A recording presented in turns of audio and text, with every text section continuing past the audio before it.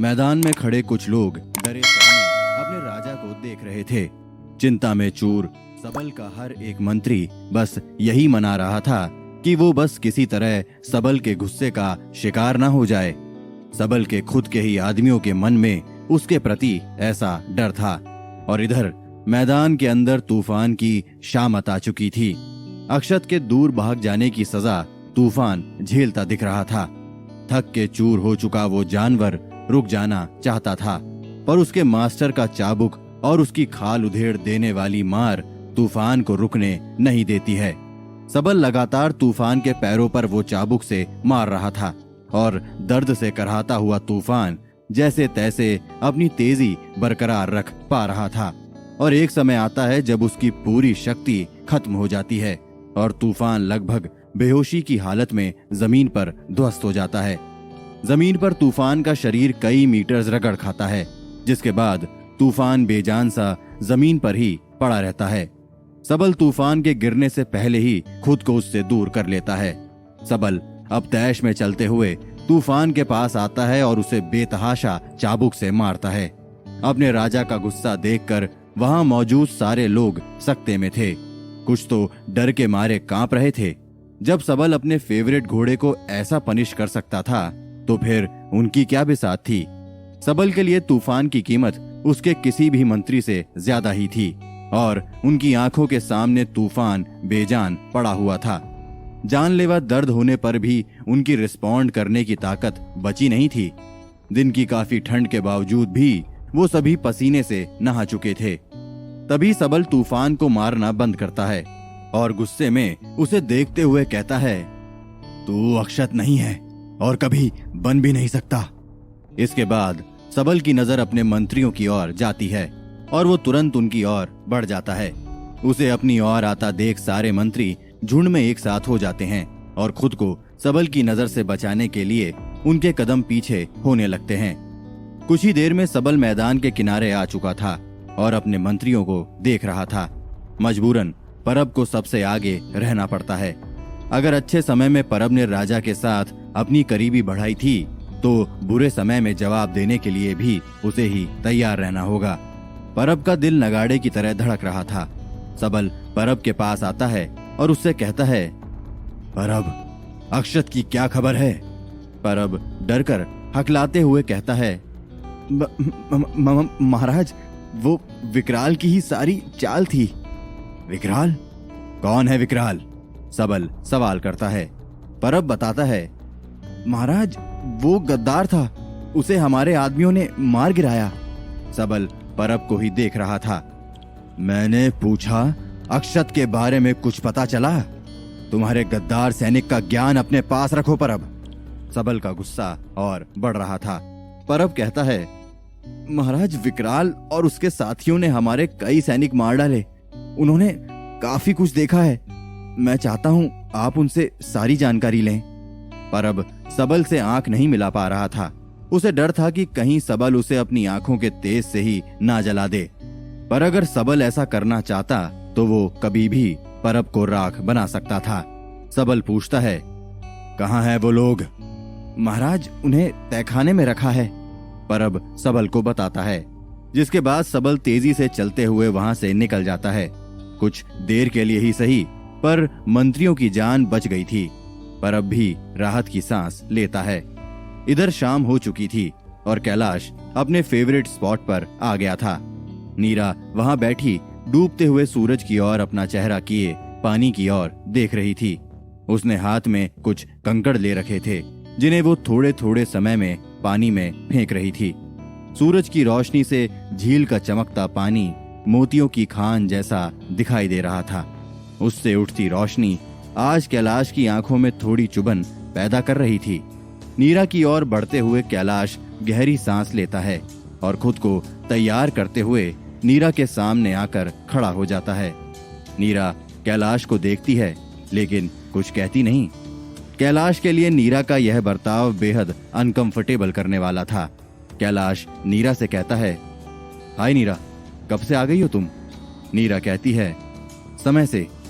छोटा नापा तुला जवाब कैलाश को समय ही नहीं देता है कि वो कुछ आगे कह सके।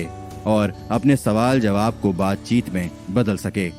नौकरम कैलाश से कहता है, कैलाश, तुम तो इतना उन भेड़ियों से भी लड़ने के टाइम नर्वस नहीं हुए जितने अभी हो।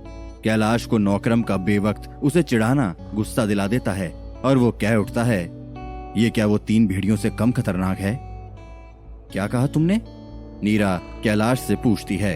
कैलाश ने ये बात जोर से कह दी थी जिसे नीरा ने भी सुन लिया था। कैलाश की कंडीशन और बिगड़ जाती है। वो अब कुछ समझ नहीं पाता कि आगे क्या कहे। कैलाश, कुछ बोलोगे? कौन खतरनाक है? कौन से भेड़िए बात कर रहे हो तुम? नीरा गुस्से में पूछती है। कैलाश कहता है, नीरा हाँ, वो क्या है ना, मैं आजकल खुद से ही बात करने की प्रैक्टिस कर रहा हूँ। बोलते हैं उससे तुम्हारी कम्युनिकेशन सुधरती है।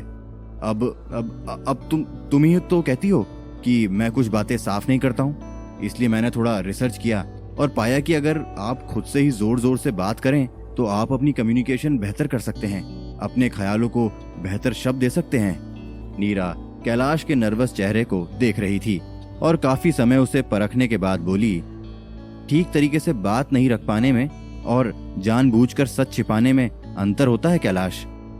ओह। कैलाश नीरा की बात समझने की कोशिश करता है और जब उसे बात समझ आ जाती है तो वो झूठा गुस्सा दिखाते हुए नीरा से पूछता है, मतलब जानबूझकर का क्या मतलब है? तुम कहना चाहती हो मैं तुमसे झूठ कहता हूँ? नीरा की आंखें कैलाश पर कॉन्फिडेंटली बनी रहती हैं। कैलाश ही था जो नजरें चुरा रहा था। नीरा कहती है, तुम ही मुझे गलत प्रूफ कर सकते हो कैलाश, सच बताकर। कैलाश कहता है, नीरा क्या सच जानना चाहती हो? मैंने कुछ छिपाया ही नहीं है। नीरा का गुस्सा बढ़ता है और वो कैलाश से कहती है, कैलाश बस बहुत हुआ, हम बचपन से साथ हैं। तुम्हारी ऐसी कोई लड़ाई नहीं है जिसके बारे में मुझे पता नहीं है। और उस दिन तक्षय ने मुझसे जो बात कही उससे मेरा दिल बैठ गया था। उसकी धमकी का मतलब समझते हो? उसने कहा है वो वैसा फिर कर सकता है। कैलाश नीरा को चिंता में देखता है। वो पूछता है, नीरा प्लीज शांत हो जाओ, क्या कहा था तक्षय ने तुम्हें? कैलाश, यहाँ मैं तुम्हारे सवाल का जवाब देने नहीं आई हूँ। तुम बताओगे कि तुम्हारा और तक्षय का सच क्या है? किस लड़ाई की बात कर रहा था वो? नीरा कैलाश से पूछती है। कैलाश कहता है, ओके, तुम प्लीज शांत रहो, मैं तुम्हें बताता हूँ, पर वादा करो तुम डैड को यह बात नहीं बताओगी। नीरा कैलाश से कहती है, आज तक मैंने गुरुजी से तुम्हारी किसी भी लड़ाई के बारे में बताया है? तुम्हें मुझ पर इतना विश्वास होना चाहिए। Okay, I am sorry for asking that favour. Kailash Neera से माफी मांगते हुए आगे कहता है, नीरा, यह सच है कि उस दिन जब मैं पहली बार ओली से लौटा था और तुम मुझे बड़े दरवाजे पर ड्रॉप करके अपने काम पर निकल गई थी, उसके बाद मैं महल की ओर पैदल निकल गया था। कुछ दूर चलते ही मुझे एक अननोन नंबर से फोन आया जिसमें मुझे तुम्हारी चीखने की आवाजें सुनाई दी। तुम मुझे मदद के लिए बुला रही थी और कह रही थी कि कैलाश मुझे बचा लो, ये लोग मुझे मार डालेंगे। और फिर अचानक कॉल कट हो गया। मैं तो वहीं खड़ा खड़ा जम गया था। मुझे समझ नहीं आ रहा था कि मैं करूं तो क्या करूं। मैं घर तो जा नहीं सकता था। जिस तरह तुमने मुझे अपनी मदद के लिए पुकारा था, मैं जानता था कि मेरे पास टाइम नहीं बचा है। मेरे कदम अपने आप वापस बड़े दरवाजे से बाहर दौड़ पड़े। तुम्हें ढूंढते हुए मैं पास के हर रास्ते को चेक कर चुका था। तुम्हारा कोई नामो निशान नहीं था। थक हार कर मैं बस पागलों की तरह तुम्हें पुकार रहा था। पर कैलाश, मैंने तुम्हें ऐसा कोई कॉल तो किया नहीं था और ना ही वो आवाज मेरे फोन से आ रही थी। फिर तुम? नीरा सवाल करती है। कैलाश कहता है, नीरा, आवाज तुम्हारी थी, मेरे लिए यही बड़ी बात थी। और नंबर तो किसी का भी हो सकता था। इनफैक्ट मुझे अभी याद आ रहा है, शायद वो नंबर ट्रेसेबल भी नहीं था। नीरा पूछती है, फिर क्या हुआ कैलाश? फिर अचानक किसी ने मेरे सर पर पीछे से जोर से हमला किया और मैं गश खाता वहीं नीचे जमीन पर गिर गया। जब मेरी आंख खुली तो मैंने खुद को एक गाड़ी के पीछे बंधा हुआ पाया। बस मुझे तभी समझ आ गया था कि वो सब किसी की चाल थी। बस ये जानना था कि किसने मुझे धोखे से सर पर मारा था। कुछ देर गुजरने के बाद गाड़ी को एक बहुत ही घने जंगल के पास ले जाकर रोका गया था और मुझे खींचकर गाड़ी से बाहर किया गया। मेरे सामने तक्षय खड़ा था। उसने धोखे से मुझे किडनैप किया था। नीरा कहती है, जब तुम अगले दिन तक नहीं आए तो हमें भी तक्षय के ऊपर शक हो गया था। कैलाश कहता है, मैं जानता हूं नीरा। और उसके बाद तक्षय और उसके आदमी मुझे मारते हुए अंधी खाई की ओर ले गए। मैंने भी उनका डट के मुकाबला किया नीरा। पर वो कई सारे थे और मेरी शक्तियां उस समय तक जागृत नहीं हुई थी। इसके बावजूद मैंने उनके एक साथी को मार गिराया था। तक्षय का इरादा पहले से मुझे जान से मारने का था।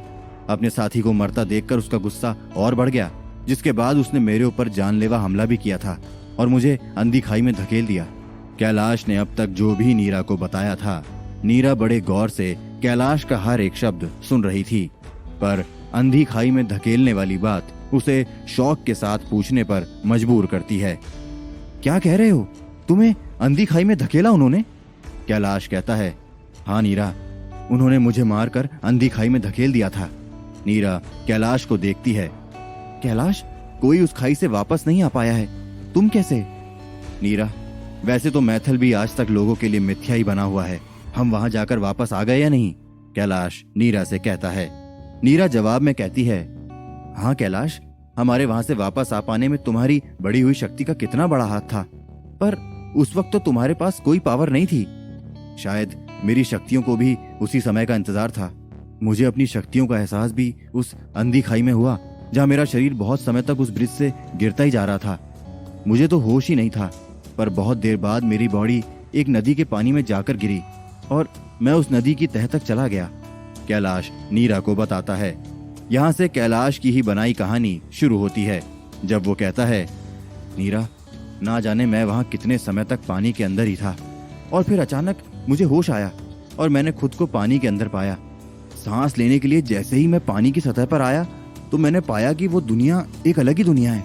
विश्वास करना मुश्किल है कि ऐसी भी जगह अंगिरा के पास हो सकती थी जहां से कोई लौटकर वापस नहीं आ पाया था। फिर क्या हुआ कैलाश? नीरा कैलाश की कहानी में पूरी तरह डूब चुकी थी। क्या बताएगा कैलाश नीरा को? वो किस तरह नीरा के लिए कोई दूसरा सच इजाद करेगा? जानने के लिए जुड़े रहिए हमारे साथ। मैं मरेगा नहीं के अगले और भी दिलचस्प एपिसोड के साथ हम फिर हाजिर होंगे, सिर्फ पॉकेट एफएम पर।